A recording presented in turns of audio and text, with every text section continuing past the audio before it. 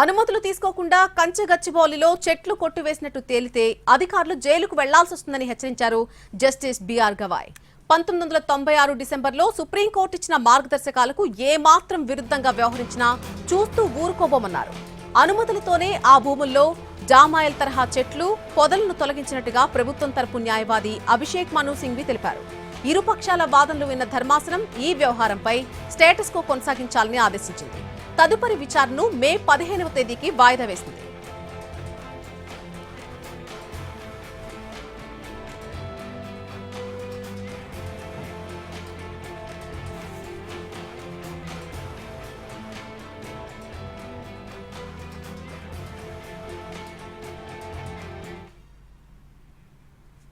కంచెగచ్చిబౌలి భూముల విషయంలో సుప్రీంకోర్టు సూచనలకు లోబడి పనిచేస్తామన్నారు మంత్రి శ్రీధర్ బాబు. ఆ భూములు ప్రభుత్వానివని చెప్పిందే సుప్రీంకోర్టు అన్న విషయం శ్రీధర్ బాబు గుర్తు చేశారు. తమ ప్రభుత్వానికి సుప్రీంకోర్టుపై గౌరవం ఉందన్నారు. కంచెగచ్చిబౌలి భూముల విషయంలో ప్రభుత్వంపై బీజేపీ, బీఆర్ఎస్లు విష ప్రచారం చేస్తున్నాయని మండిపడ్డారు శ్రీధర్ బాబు. కేంద్ర మంత్రులు కూడా వీడియోలు పోస్ట్ చేసి ఆ తర్వాత డిలీట్ చేసిన విషయం గుర్తు చేశారు. వారి ఆరోపణలు నిజమే అయితే పోస్టులు ఎందుకు డిలీట్ చేశారని శ్రీధర్ బాబు ప్రశ్నించారు. ఐఏఎస్ అధికారిని స్మితా సబర్వాల్ కు పోలీసులు నోటీసులు ఇచ్చారు. కంచెగచ్చిబౌలిలో బుల్డోజర్ దృశ్యంపై ఏఐ చిత్రాన్ని రీపోస్ట్ చేశారు స్మితా సబర్వాల్. కంచెగచ్చిబౌలిలో 400 ఎకరాల భూమిపై స్పందిస్తూ ఏఐ ఇమేజ్ రీపోస్ట్ చేశారామె. అయితే ఆ ఏఐ ఇమేజ్ లో కంచె రాక్ దగ్గర బుల్డోజర్లు ముందు నెమలి, జింక ఉన్నాయి. దీంతో బిఎన్ఎస్ సెక్షన్ 179 కింద నోటీసులు ఇచ్చారు గచ్చిబౌలి పోలీసులు.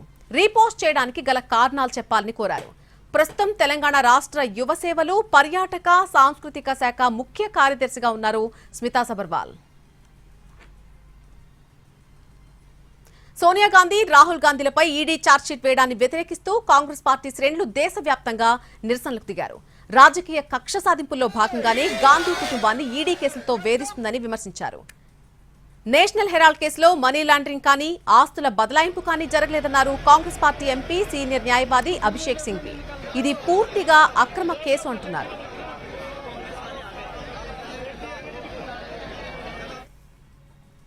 కాంగ్రెస్ ధర్నాలు చేయడం చూస్తే దెయ్యాలే వేదాలు వల్లించినట్టుందన్నారు కేంద్ర మంత్రి కిషన్ రెడ్డి. కాంగ్రెస్ ధర్నా చేయడం అంటే ప్రజాస్వామ్యాన్ని, న్యాయ వ్యవస్థలను తప్పుపట్టడమేనన్నారు. కాంగ్రెస్ ధర్నాలకు కోర్టులు, ఈడీ భయపడవని, నేషనల్ హెరాల్డ్ కేసులో పూర్తి స్థాయిలో దర్యాప్తు జరగాలన్నారు కిషన్ రెడ్డి. తెలంగాణ కాంగ్రెస్ పార్టీ నాయకులు కనీసం ప్రజలు నవ్వుకుంటున్నారన్నటువంటి సిగ్గు కూడా లేకుండా చేసిన తప్పులను కప్పిపుచ్చుకునే విధంగా ధర్నాలు చేయడం ఏదైతున్నదో భారతీయ జనతా పార్టీ తెలంగాణ శాఖ పూర్తిగా ఖండిస్తుంది. మీ తాటాకు చప్పుళ్లకు, మీ నిరసన ప్రదర్శనలకు, మీ దిష్టిబొమ్మ దహనాలకు రాజ్యాంగబద్ధ సంస్థలు భయపడవనే విషయాన్ని మనం చేస్తా ఉన్నాం.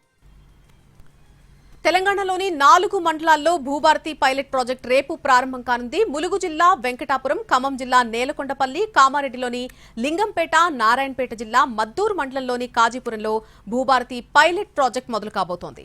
ఉమ్మడి మహబూబ్ నగర్ జిల్లాలోని మద్దూరు మండలం, కాజీపురంలో ప్రాజెక్టు ప్రారంభించనున్నారు మంత్రి పొంగులేటి. మరొకవైపు రేపటి నుంచి రాష్ట్ర వ్యాప్తంగా భూభారతి చట్టం అవగాహన సదస్సులు నిర్వహించబోతున్నారు. ఈ సదస్సుల్లో పాల్గొనబోతున్నారు జిల్లా కలెక్టర్లు, ఎమ్మెల్యేలు, అలాగే రెవెన్యూ అధికారులు. ఏప్రిల్ 17 నుంచి జూన్ 2 వరకు కూడా భూభారతి చట్టంపై అవగాహన సదస్సులు నిర్వహించనుంది తెలంగాణ సర్కార్.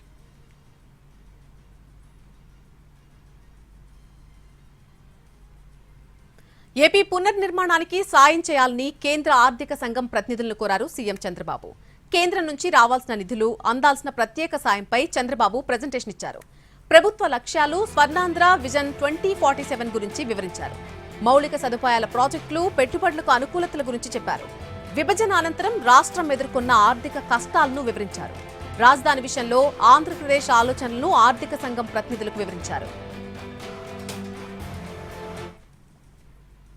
రాజధాని అమరావతిపై కొందరు కావాలనే అపోహలు సృష్టిస్తున్నారని మంత్రి నారాయణ ఆగ్రహం వ్యక్తం చేశారు. భూములిచ్చిన రైతులకు ఎలాంటి అనుమానాలు వద్దన్న ఆయన, రైతులు భూముల ధర నిలవాలన్నా, పెరగాలన్నా స్మార్ట్ ఇండస్ట్రీస్ అవసరమని అన్నారు. స్మార్ట్ ఇండస్ట్రీస్ వస్తే యువతకు ఉద్యోగాలొస్తాయని చెప్పారు. ఎయిర్పోర్ట్ కోసం భూ సమీకరణ చేయాలా లేదంటే భూసేకరణ చేయాలా అన్న దానిపై నిర్ణయం తీసుకోలేదన్నారు నారాయణ. ముఖ్యమంత్రి గారు ఒక లాంగ్ విజన్తో ఏ రైతులైతే అమరావతి క్యాపిటల్ సిటీకి ల్యాండ్ ఇచ్చారు. వాళ్ళ భూముల విలువ కూడా పెరగాలి. ఇది ఒక మెగా సిటీ కావాలి. అమరావతి, విజయవాడ, మంగళగిరి, తాడేపల్లి, గుంటూరు ఒక మెగా సిటీ కావాలి. అమరావతిలో కొత్త సచివాలయం నిర్మాణానికి టెండర్లు ఆహ్వానించింది సిఆర్డీఏ. సచివాలయానికి 4 టవర్లు, హెచ్ఓడి ఆఫీస్ నిర్మాణానికి టెండర్లు పిలిచారు. హెచ్ఓడి టవర్ నిర్మాణానికి 1126 కోట్లకు, సచివాలయం 1-2 టవర్ల కోసం 1897 కోట్లతో మరొక టెండర్ను ఆహ్వానించారు. అలాగే సచివాలయం 3-4 టవర్ల కోసం 1664 కోట్లతో టెండర్లను జారీ చేశారు.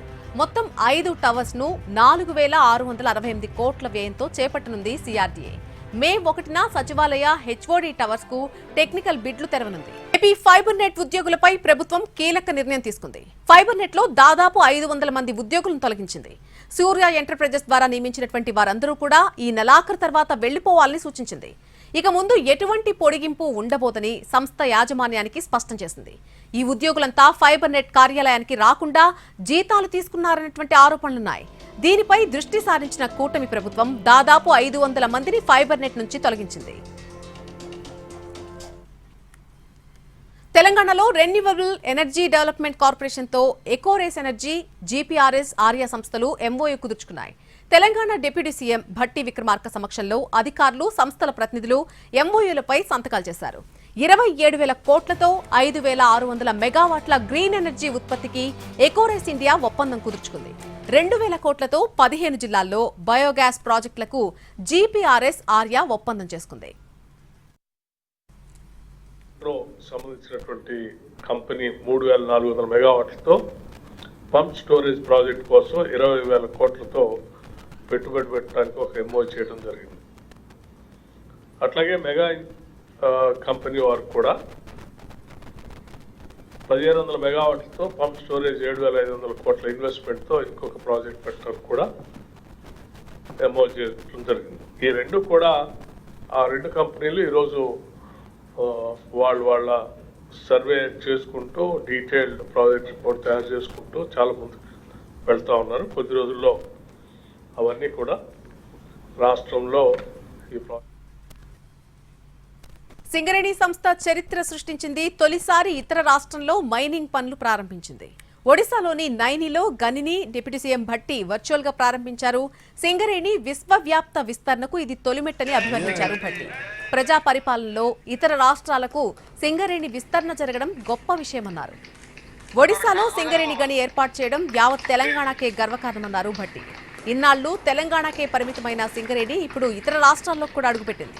ఒడిశా నైని బ్లాక్ ద్వారా బొగ్గు గన్ల నిర్వహణ ప్రారంభించింది.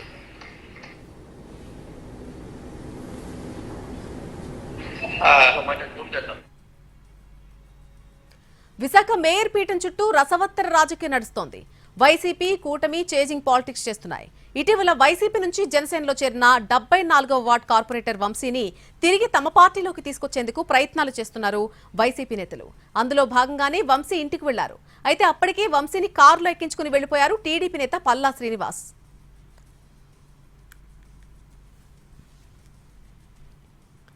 కర్నూలు జిల్లా ఆదోని మున్సిపల్ చైర్మన్ శాంతపై అవిశ్వాసం నెగ్గింది. 41 మంది కౌన్సిలర్లకు గాను 35 మంది వైసీపీ కౌన్సిలర్లు, ఎమ్మెల్సీ మధుసూదన్లు హాజరయ్యారు.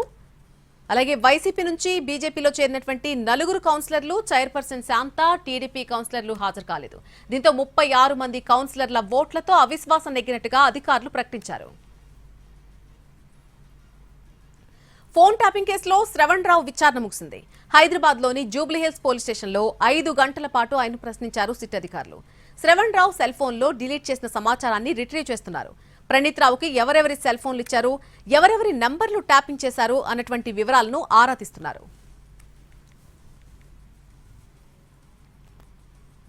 ఏపీలో అశ్లీల వెబ్సైట్లకు వీడియోలు సరఫరా చేస్తున్నటువంటి ముఠాను పోలీసులు అరెస్ట్ చేశారు. వీడియోలతో పాటు లైవ్ షోస్ ను వెబ్సైట్లకు విక్రయిస్తున్నారు. క్రిప్టో కరెన్సీ ద్వారా చెల్లింపులు చేస్తున్నారు. గుంతకల్కు చెందినటువంటి లూయిస్ కాల్ సెంటర్ నిర్వహిస్తూ అక్కడ పనిచేస్తున్నటువంటి సిబ్బందితో బలవంతంగా అశ్లీల వీడియోలు చిత్రీకరిస్తున్నారు. ఈ వీడియోలను నిషేధిత అశ్లీల వెబ్సైట్స్ కు విక్రయిస్తున్నారు. లూయిస్, శ్రీకాకుళంకు చెందినటువంటి గణేష్, జ్యోత్స్నను అరెస్ట్ చేసినట్టుగా ఈగల్ ఐజీ ఆకే రవి తెలపడం జరిగింది.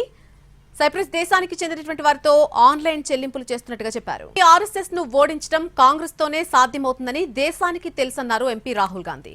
బీజేపీ ఆర్ఎస్ఎస్ ను ఓడించాలంటే గుజరాత్ నుంచే మొదలవ్వాలని అన్నారు. గతంలో గుజరాత్ లో కాంగ్రెస్ పార్టీ బలంగా ఉండేదని గుర్తు చేశారు.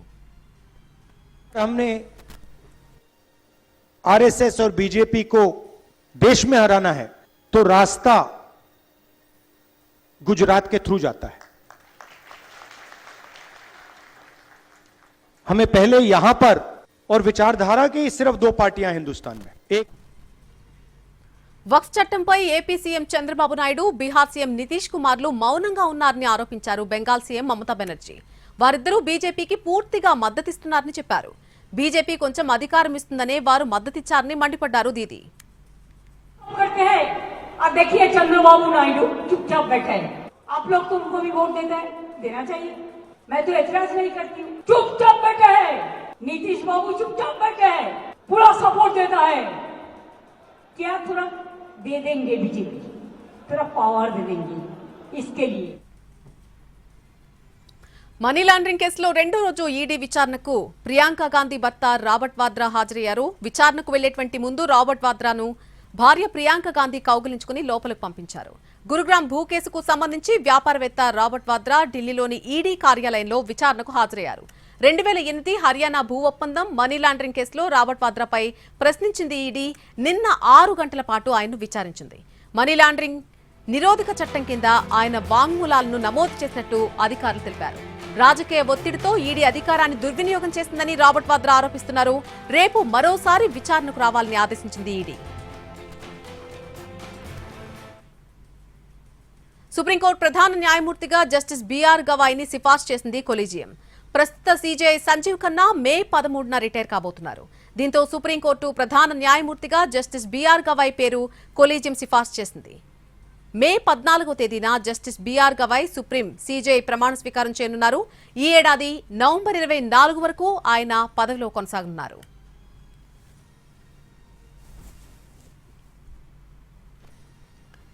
పసిడికి పగ్గాల్లేవు, జెట్ స్పీడ్ తో పరుగులు పెట్టేస్తోంది, ఆకాశానికి నిచ్చెనలు వేస్తోంది.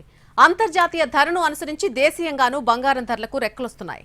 దేశ రాజధాని ఢిల్లీలో 10 గ్రాముల మేలిమి పుత్తడి ఒక్క రోజులోనే 1650 రూపాయలు పెరిగింది. దీంతో పసిడి ధర 98,000 దాటిపోయింది. 99.5% స్వచ్ఛత కలిగినటువంటి పసిడి సైతం 1650 రూపాయల మేర పెరిగి 97,650 పెరిగినట్టుగా అయింది. హైదరాబాద్ బులియన్ మార్కెట్లో 10 గ్రాముల పసిడి 97,700కు చేరుకుంది. అటు వెండి ధర సైతం కిలోకు ఒక్క రోజులో 1900 రూపాయల మేర పెరిగి 99,400కు చేరుకుంది.